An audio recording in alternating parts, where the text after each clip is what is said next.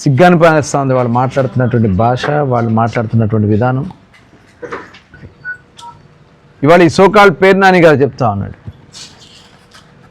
ఇవాళ ఆయన గురించి అందరికీ తెలిసిన విధానమే. నిన్ననే పార్థసారథి గారు కూడా చెప్పారు, ఒక రాజకీయ వ్యభిచారం. అది యథార్థం.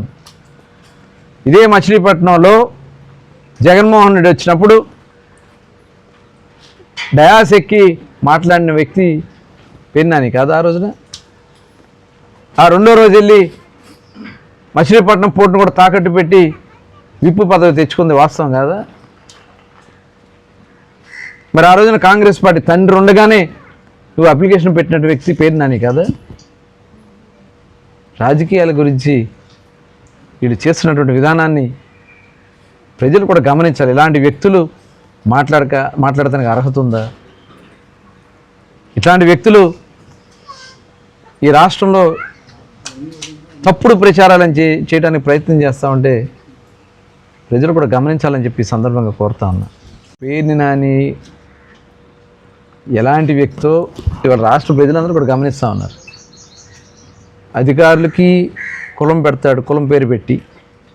నేను ఎక్కడ చూడాలి అధికారులకి కులం పేరు పెట్టి మాట్లాడే వ్యక్తిని, మరి ఈ సోకాళ్ళ వ్యక్తిని చూస్తాను. అలాగే ఒక సీఐని పట్టుకుని అక్కాయి బుక్కాయి అని మాట్లాడుతూ ఉన్నాడంటే ఇవాళ అదే పోలీసు లేకపోతే మీరు తిరిగే పరిస్థితి ఉంటుందా? మరి అదే పోలీసు లేకపోతే ఈ రాష్ట్రంలో మీ జగన్మోహన్ రెడ్డి ఇంట్లో నుంచి గడప దాటి బయటికి రాగలడా?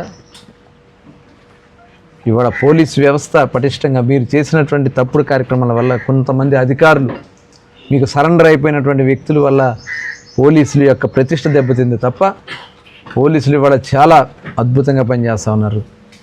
నీతిగా నిజాయితీగా పనిచేయమని ముఖ్యమంత్రి గారు చెప్తా ఉన్నారు.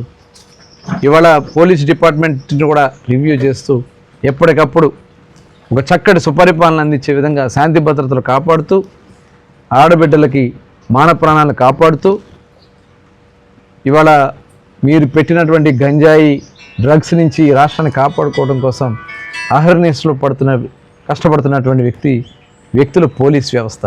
ఆ వ్యవస్థలో ఉన్నటువంటి అధికారులనే మీరు ఈ రకంగా బ్లాక్మెయిల్ చేసే మాటలు మాట్లాడతాం చాలా దుర్మార్గం, దురదృష్టకరం అంతా కూడా తెలియజేస్తాం.